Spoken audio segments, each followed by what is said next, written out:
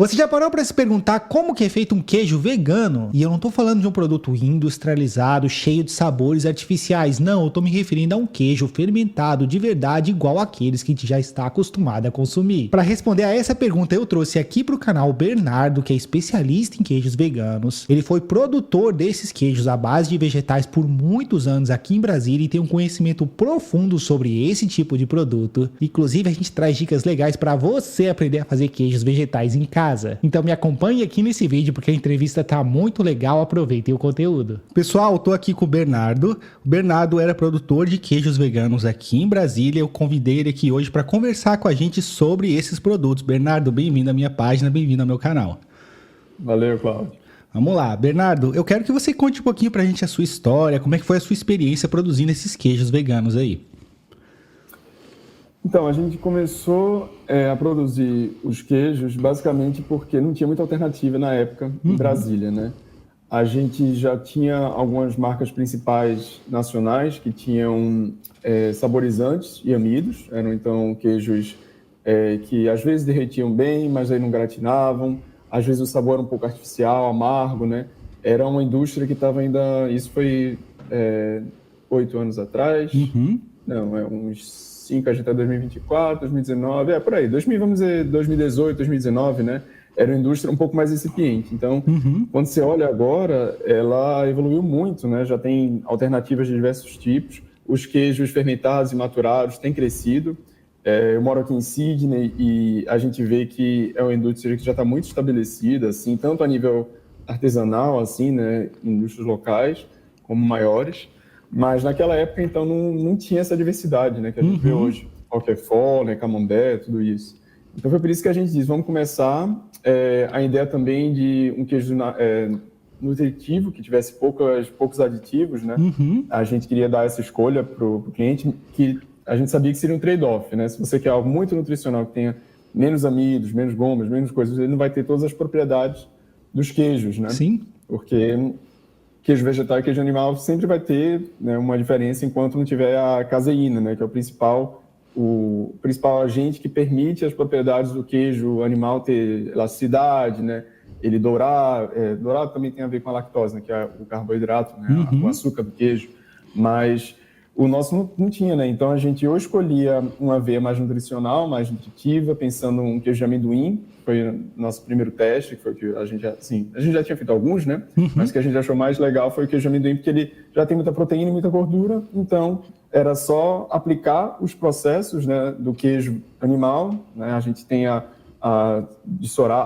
coagulação, a dessoragem, e depois a maturação, né, a apreensão e a maturação em alguns casos, né?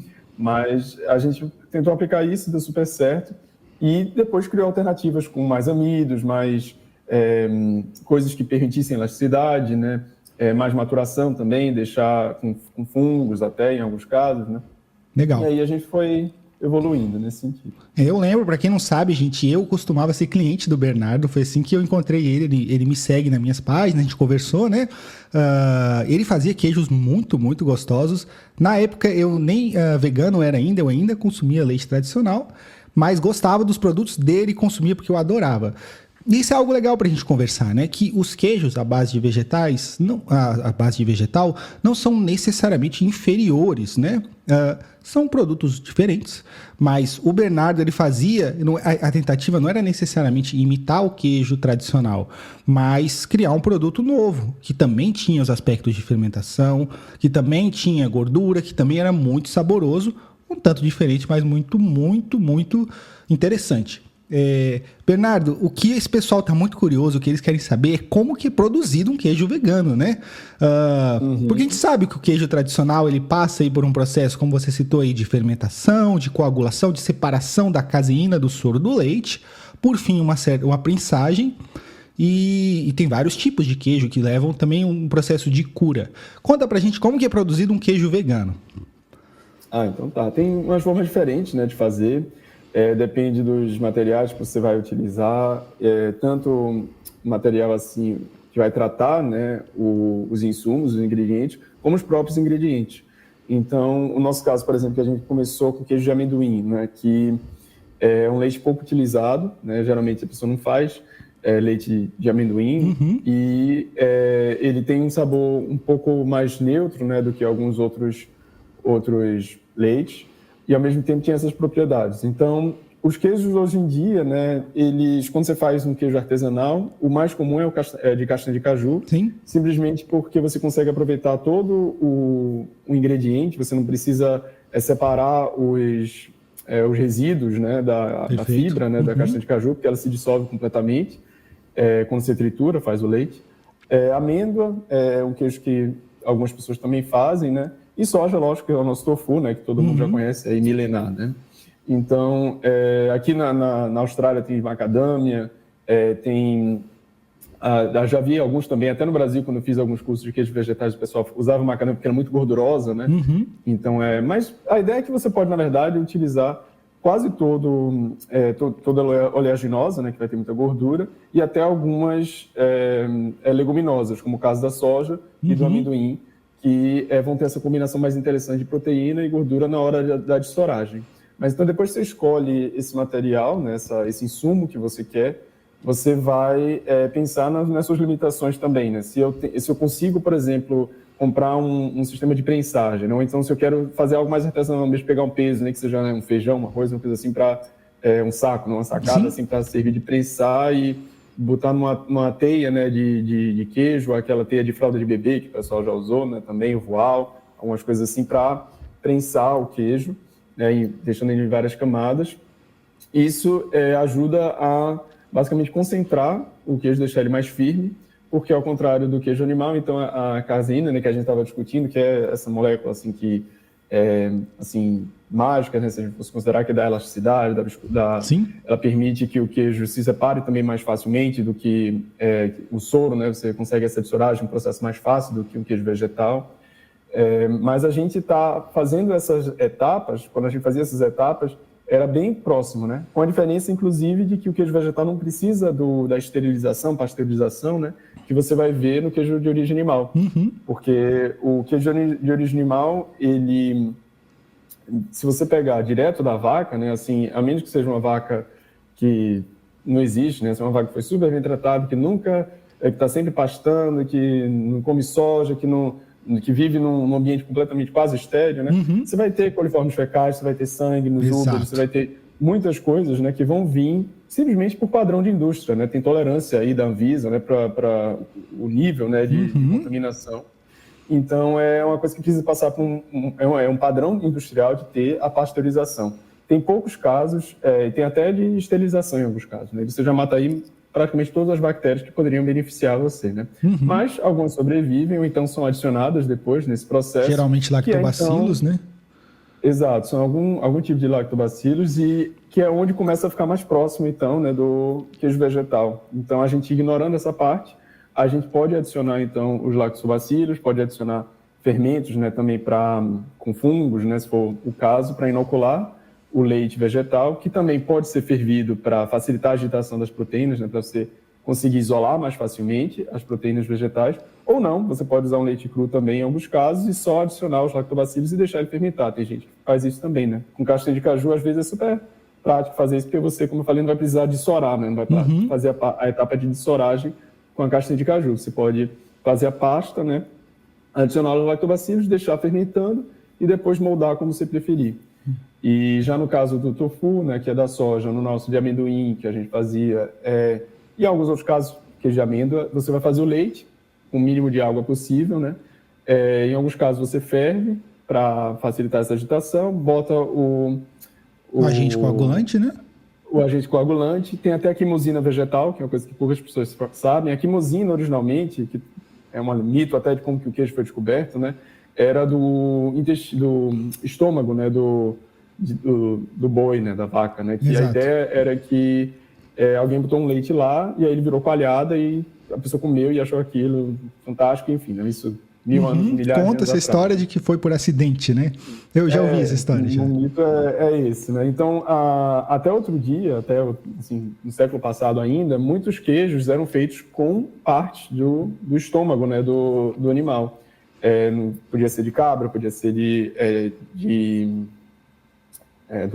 da vaca, né? Podia ser de diversos animais. E nesse caso, eles eram queijos que nem eram, então, adequados para vegetarianos. Até hoje, na Índia, tem uma separação de queijos que são adequados para vegetarianos e que não são, porque eles usam exatamente partes, né, de estômagos de animais, que é a quimosina. Só que já faz muito tempo também que a gente tem a quimosina vegetal, que é rennet em inglês, né, que é basicamente isso, é você pegar esse ácido e sintetizar ele, né? Assim, em vez de você pegar ele direto da origem, você sintetiza uma molécula que se conforma, né, que se comporta da mesma maneira, e aí tem o mesmo efeito, basicamente, né? A diferença são as bactérias, que até no caso da quimosina de origem animal, você vai ter que isolar isso, porque senão vai ter uma contaminação indesejada, né? Sim. Então ela também já era meio esterilizada nesse sentido. Mas aí depois você adiciona as bactérias que você quiser, né? Que nem sempre vão sobreviver, né, aquelas outras etapas de pasteurização e esterilização do leite. Bacana demais. Então vamos deixar bem claro para o pessoal que está vendo em casa que o processo é o mesmo. Aí você fazia queijos e muita gente... Porque existe um entendimento de que é um produto falso, um produto fake, né? O pessoal tá tentando imitar e pega, sei lá, amido de batata e um monte de ingredientes, faz um bloco lá, bota um sabor artificial e chama de queijo. Não. O que você fazia e muitos fazem, inclusive você relata aí na Austrália, é o mesmo produto, o mesmo processo. Você está mudando só a matéria-prima e fazendo algumas adaptações para chegar a um produto desejável, com uma qualidade legal e um sabor satisfatório. Isso, porque no final, as técnicas, né, inclusive quando a gente se inspirou para começar a fábrica de queijo, né, assim, a nossa queijaria, tinha uma mineira lá de BH, que, bem, a gente trabalha em BH, que ela é queijeira a vida inteira, não sei, né, muito tempo da vida dela, e ela virou vegana, então ela aplicou as mesmas técnicas e abriu uma queijaria vegana, hoje é super famosa, inclusive, isso deu super certo, e um dos argumentos dela era esse, né, por mais que ela talvez não queira entrar no mérito, né, se é queijo, se não é, ela sempre fala que eu, como queijeira, usei as mesmas técnicas, porque são, no final das contas, lactobacilos de fermentação que vão dar o sabor, né, o resto, né, se você está esquentando, comprimindo, se você está maturando ou não, isso dá para fazer com qualquer ingrediente. A diferença é que algumas pessoas não sabem é que tem amidos que a gente vai adicionar ao queijo vegetal simplesmente porque vai dar mais viscosidade, elasticidade, vai permitir que ele doure, né? Que ele tenha o efeito malhar, que ele caramelize melhor. Exato. E em alguns casos já existe, é um padrão de indústria de aplicar isso, seja nos queijos cozidos, como a gente chama, né? O mussarela, o queijo prato, né? Esses que são borrachudos, eles às vezes não são só leite, como pensam, né? Adiciona-se amido. Amido ou carragena, que é um padrão nos iogurtes, é quase padrão usar carragena, porque a carragena é uma alga que que é parecida com a agar-agar, né? Para quem trabalha, né? Enfim, faz receitas veganas já conhece.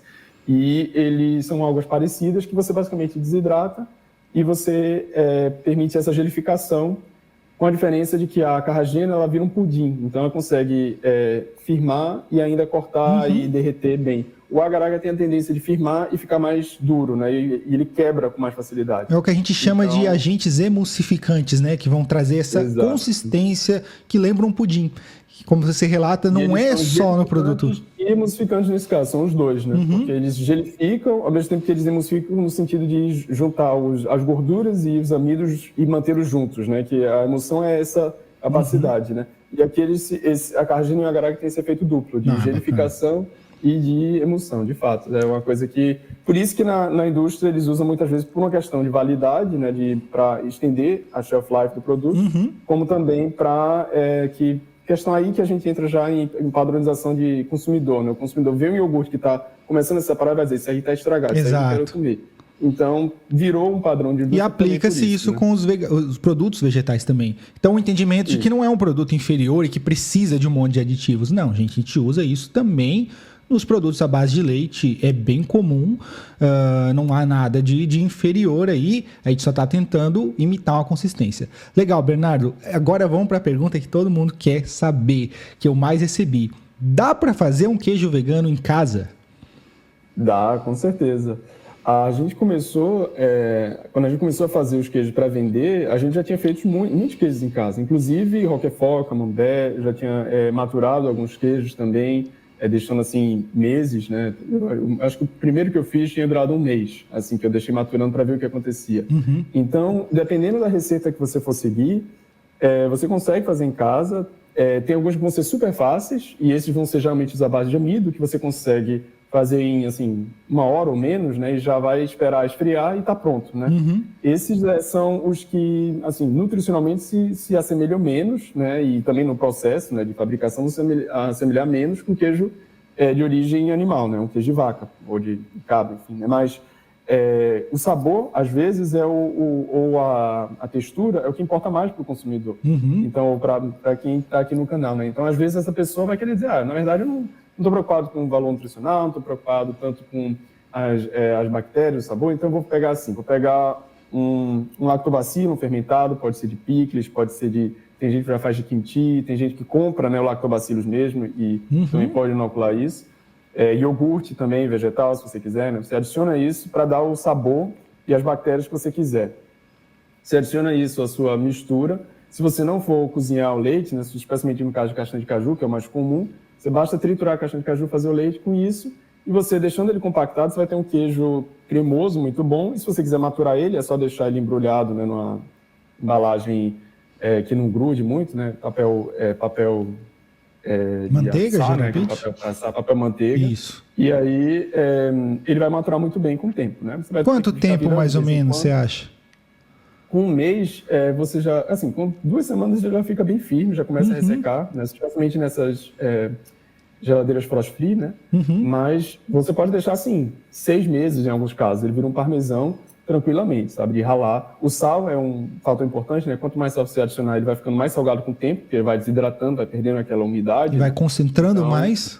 Vai concentrando o sal. Legal, isso é uma boa dica. Algo para ter em mente. Mas se você pegar as receitas que tem amidos, né, que são aquelas que conseguem derreter, a goma de tapioca é uma coisa fantástica, assim, né? A goma, pode ser até todos os tipos de derivados de tapioca que são já bem fininhos, tipo assim. Polvilho doce, polvilho azedo. Polvilho, exato. Eles ajudam a deixar o chique-puxa borrachudo do queijo, né? E você pode usar, então, uma combinação desse queijo que já foi fermentado, ou então até um que você já comprou, para a base, né, do sabor. Tem gente que consome também o sabor artificial. Esses tendem a amargar, por isso que eu não usava muito. Mas, para quem quiser comprar saborizante artificial de queijo, ele geralmente é sintético, então é de origem... não é de origem animal, né? Sim. Não vou nem falar que é de origem vegetal, porque eu não sei o que eles usam. Mas é um mineral, basicamente. Sim, são matérias-primas à base de vegetais que vão produzir esse produto sintético. Isso.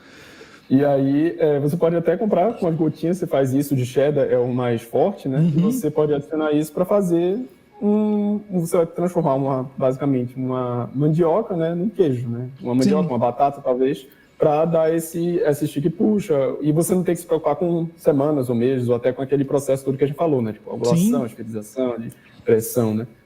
É um processo simples, se você fizer. Eu fiz um outro, inclusive, outro dia aqui, porque eu queria um que tivesse quase o efeito de queijo coalho, mas que fosse mais elástico que o queijo coalho. E eu fiz aqui em casa, foi basicamente amido de tapioca, um pouquinho de orégano, usei um parmesão que eu já tinha aqui vegano, né? E ralei um pouco dele para dar o sabor. E água. E aí um pouquinho fez de um queijo para dar um sabor. Ficou ótimo, mano. Então dá pra fazer vários tipos de queijo, dá pra fazer desde um creme que parece um cottage, algo assim, que você faz em 1 horinha, ou até algo super complexo que leva meses para fermentar. Queijo é uma arte, eu acho que é bom esclarecer isso pro pessoal, né? Às vezes a pessoa quer algo muito simples, mas queijo é uma arte. Esses queijos que a gente gosta tanto, a base de produtos de origem animal, inclusive, levam meses também para fazer. Então, é um processo. Depende muito dos ambientes também, né? Você vê que o que as bactérias fazem, né? Os fungos, as bactérias fazem nesse caso é essencial.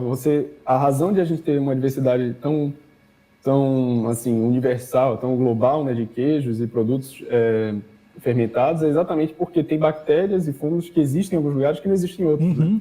Então, você foi descobrindo, assim, a humanidade foi descobrindo com o tempo, deixando esse processo, né, que foi se espalhando, né, você vai deixando em alguns lugares, aí você vai ter um queijo, um roquefort, né, um fungo verde, enquanto que no outro vai ser o camembert, enquanto que no outro vai ser o Mazda, né, que é um outro tipo, e o Gouda, né, que é outra bactéria que é super específica lá na Suíça. Hoje em dia a gente consegue ter acesso às bactérias, e claro, e fungos, né, porque eles são comercializados. Você liofiliza eles, né, você desidrata e por um processo comercial, né, você consegue concentrá-los para você conseguir replicar esses queijos. Então dá para comprar a bactéria específica que você quer, ela vem em pó, também. Um produto, tipo se fosse um sachêzinho, e aí você meio que faz o teu leite vegetal, coloca essa bactéria lá, e aí você pode ou não saborizar, e espera o processo acontecer, a mágica acontecer, né? Mais ou menos por aí. Legal. Quanto menos líquido o leite, né? Se você não for esquentar, quanto mais concentrado ele for, melhor, né? Porque aí você não vai ter que depois prensar ou esperar a massa, né, se firmar. Eu acho que isso já se alinha com a próxima pergunta que eu tenho, que eu recebi de um seguidor hoje, que ele perguntou: Cláudio, dá para fazer queijo com esses leites industrializados que a gente tem por aí?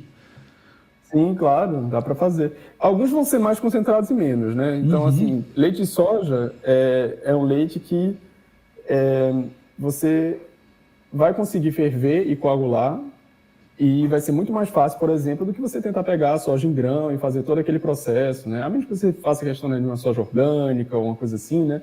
Mas fazer um leite de soja do começo ao fim, né? Dá muito mais trabalho do que você comprar ele industrializado. Sim. Nesse caso, eu diria que vale muito a pena. Agora, se você quiser fazer para fazer um tofu da vida, né?